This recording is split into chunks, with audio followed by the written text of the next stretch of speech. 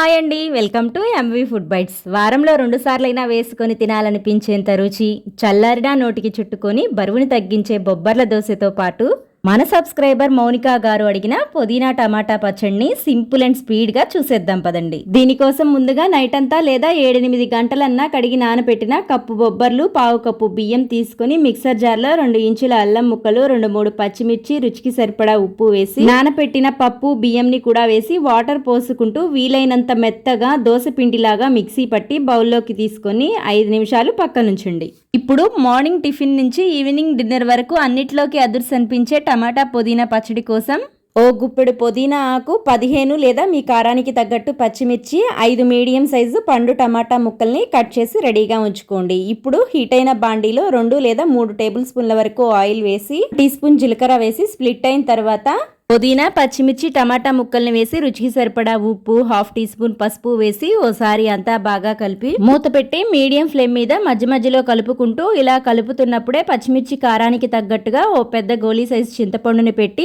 Oil బయటకు వచ్చే వరకు వేపుకోవాలి. ఇప్పుడు చివరగా సన్నగా తరిగిన కొత్తిమీర వేసుకొని ఓ నిమిషం వేపి స్టవ్ ఆఫ్ చేసి చల్లారిన తర్వాత మిక్సర్ జార్ లో 10 దంచిన వెల్లుల్లి రెమ్మలు వేసి పెట్టుకున్న టమాటా, పచ్చిమిర్చి ముక్కల్ని కూడా వేసి మరీ మెత్తగా కాకుండా కోర్సుగా మిక్సీ పట్టుకొని బౌల్లోకి తీసుకోవాలి. ఇలా రెడీ చేసుకున్న పచ్చడిని తాలింపు వేయకపోయినా ముడి పచ్చడిలాగా వేడి అన్నంలో కొద్దిగా నెయ్యి వేసుకుని తిన్నా చాలా బాగుంటుంది. మీరు కావాలనుకుంటే కొద్దిగా పోపు దినుసులు, ఎండుమిర్చి, కరివేపాకు వేసుకొని తాలింపు వేసుకోండి.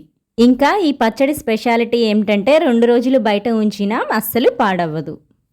ఇప్పుడు దోశలు వేసుకోవటం కోసం హీట్ అయిన పెనం మీద కొద్దిగా నీళ్లను చిలకరించి టిష్యూతో తుడిచి మంటని సిమ్లో ఉంచి గరిటె నిండుగా పిండిని తీసుకొని దోశల్ని వీలైనంత పల్చగా స్ప్రెడ్ చేసుకోవాలి. ఈ దోశల్ని నార్మల్ దోశల్లాగా హైలో ఉంచి వేయకూడదు, అలా వేస్తే చుట్టుకుపోతాయి. కాబట్టి దోశ వేసేటప్పుడు మంట సిమ్లో ఉండాలి.